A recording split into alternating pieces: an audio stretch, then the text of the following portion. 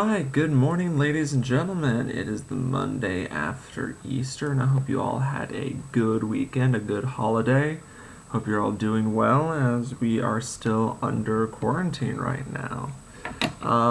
Good news is I was able to recover the data that I was going to talk about on Thursday. So today we're going to talk about the minimums and the maximums of quadratic functions. Now, the fun thing about quadratic functions is that every quadratic function either has a minimum or a maximum. It could not have both, but it does have to have one.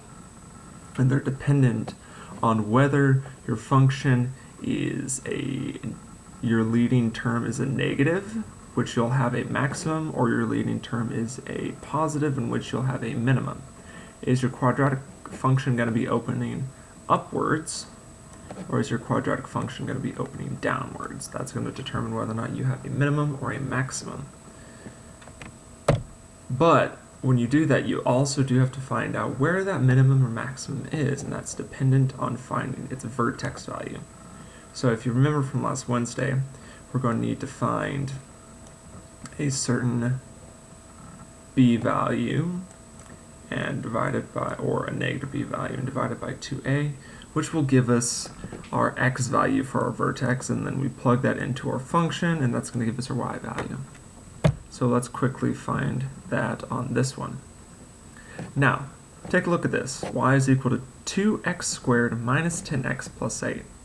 Well, our leading term is a positive 2, which means it's going to open upwards, which means this is definitely going to have a minimum. Whoa. Please excuse our technical difficulties. I was seeing if it said it was a minimum or maximum at the end. Apparently it does not. This is definitely going to have a minimum. Alright, so b is a negative 10. So x is going to be at a negative of a negative 10, which is a positive 10, divided by 2 times 2, since our a is 2.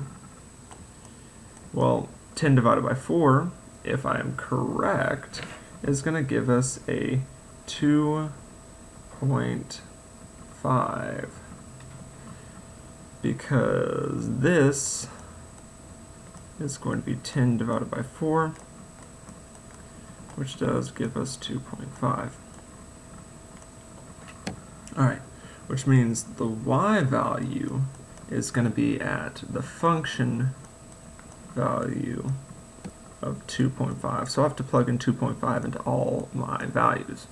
So this is going to be fun because this is not entirely what I wrote down in my notes. If that's my phone, please just turn down the call. Alright, 2.5 squared times 2 is going to be 12.5. That was my wife. Bless you, dear. Don't know if you heard that. Minus 2.5 times 10, so that's going to be 2.5 times 10 minus 25 plus 8, because the 8 at the end does not change. And so that is going to be, if I remember correctly, 2.5 is half of 25.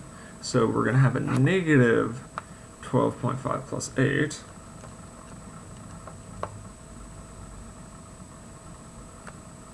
Gotta love when you have technical difficulties. Negative 4.5. So ladies and gentlemen, our vertex is going to be at 2.5, negative 4.5. And remember, when it comes on an ordered pair, x comes first 99% of the time. That's just an agreed upon thing. And since this leading term was positive, this is, as we said, is going to be a minimum. So our minimum for this quadratic function is at 2.5, comma, negative 4.5. Alright, Check for understanding. Pause the video. Figure out where this minimum or maximum is going to be. Determine if it is a minimum or maximum. So I'll wait about 5 seconds before we get this done. Alright, time's up, ladies and gentlemen. This is definitely going to be a maximum, because our leading term is negative, and so it's definitely a maximum. And if we're doing this correctly, our x value should be, that's right, negative 20, or, yeah, negative 22 divided by 2 times a negative 1. Now, ladies and gentlemen, why is it a negative 1? Because our leading term is a negative x squared. You don't see numbers, so assume the number in front is going to be a 1. Ladies and gentlemen, never, ever, ever assume that x is 1 unless it distinctly says, hey, x is 1. I'm so tired of students saying that. We can assume that the number in front of the x is 1. So that's the point. So we have negative 22 divided by negative 2. When you multiply that out, it's a negative 2. And so that is 11. Our x value is 11. So when I plug 11 into this, the y value. So as I was saying, if I plug the y value or the x value into my x's, I'm going to get the y value. So this is going to be the function value of 11. Now, 11 squared is 169, but since there's a negative out in front, it's negative 169 plus 22 times 11, which, if I remember correctly, I'm not even going to try to remember correctly, I'm just going to do it in my calculator, is 242. It's basically 122 times 2. 121 times 2. Oh, then I did that wrong. That's not 169 because that is 13 squared, not 11 squared.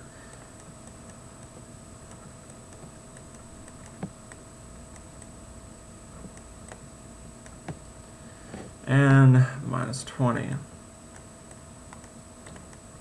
Well, this, like, I like the last problem, kind of cuts us in half.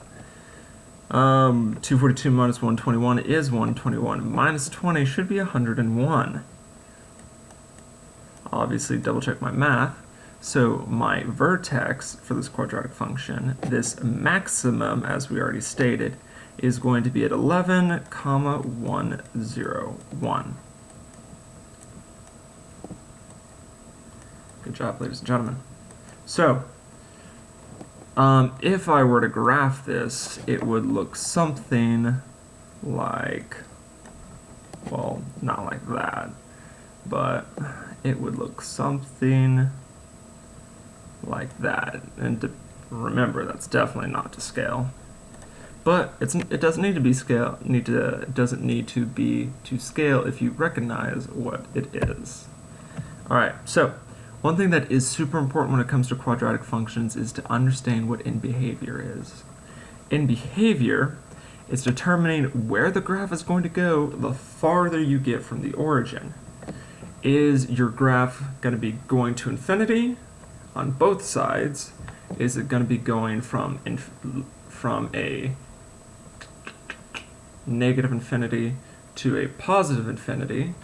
Is it going to go from a negative infinity to a negative infinity? Or is it going to go from a positive infinity, this is backwards, so that's why I'm doing this, to a negative infinity? So what is your graph going to be doing overall? Now this isn't necessarily for quadratics. This applies to all polynomials or all mathematical statements of higher degree than 1, really, that have multiple terms. In behavior combined with a vertex or the minimums and maximums really help us to understand how to draw quadratics. Same thing with what we did last Wednesday of understanding intercepts and zeros. So if I want to look at in behavior, the only thing I need to know is my leading term, is that first x to the nth, and n being a the variable of what degree I have. Is it even or is it odd? And is my first term, that leading coefficient, if it's in standard form, is it going to be positive or is it going to be negative?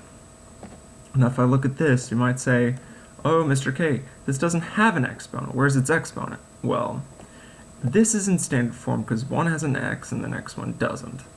Well, if you don't see the degree, or you don't see the exponent of a term, that means it's automatically assumed to be 1.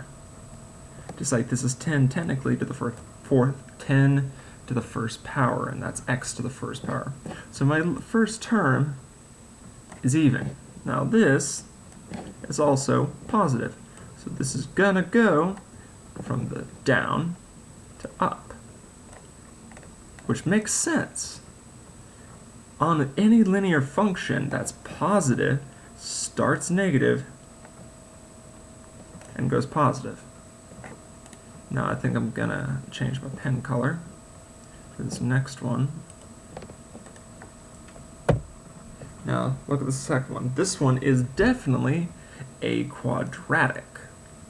My first term is negative, so I know that I'm going to be down here. It's either going to be down, down, or down, up. But my leading term, my highest coefficient, my highest degree is a positive 2. Excuse me. 2 is obviously even, so it's going to be down, down. If I use this, it's going to be up here, and then right back down there. Once again, I'm going to change my ink color. Let's go with a dark blue. Blue for Manassas. Go Tigers. Alright, so once again, first term, you don't see one there, that's definitely positive. So it's either going to be up, up, or down, up. Now, that's a 3. That means it's odd. So it, once again, it's going to be down, up. If I do that one, this one might look a little bit funky, and this is definitely not to scale, but this is the gist of it. I wonder where that term came from, gist. Anyways, in behavior is just looking at your highest degree and whether or not your coefficient for that highest degree is positive or negative, and that's going to tell you where it's going to go as x goes to infinity. Now for this check for understanding, I want you to draw the actual graph. I do. Because being able to understand how what a graph does is important. Now use what we talked about today. We just have to make a rough sketch. It does not have to be pretty because you can't really see any numbers here. So is this 1 or is this 100? That's up to you.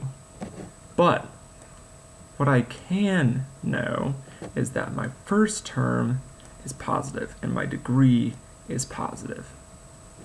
If I know those, I know it from the past page has to have up, up.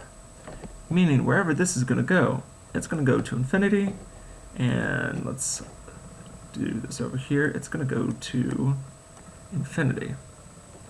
I also need to figure out where's my x, where's my y? Well, what's b here?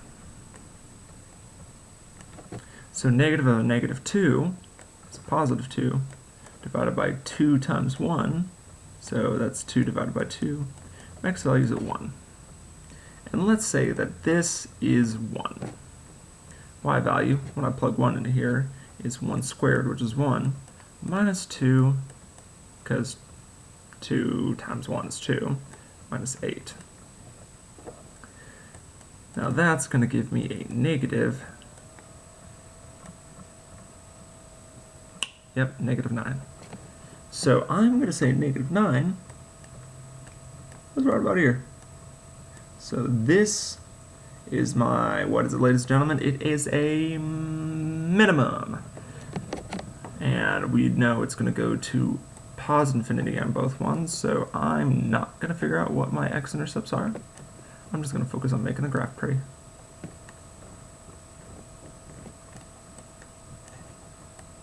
Ladies and gentlemen, your graph is going to look something like that. Now, what we're going to end on is just double checking, and oh, looks like I'm right with the graph. Now, ladies and gentlemen, I do have to sign off now. I hope you guys have yourself a great Monday. Continue watching the videos. Do whatever assignments ask you to do. I hope you, and definitely stay home, stay safe. Have a nice day.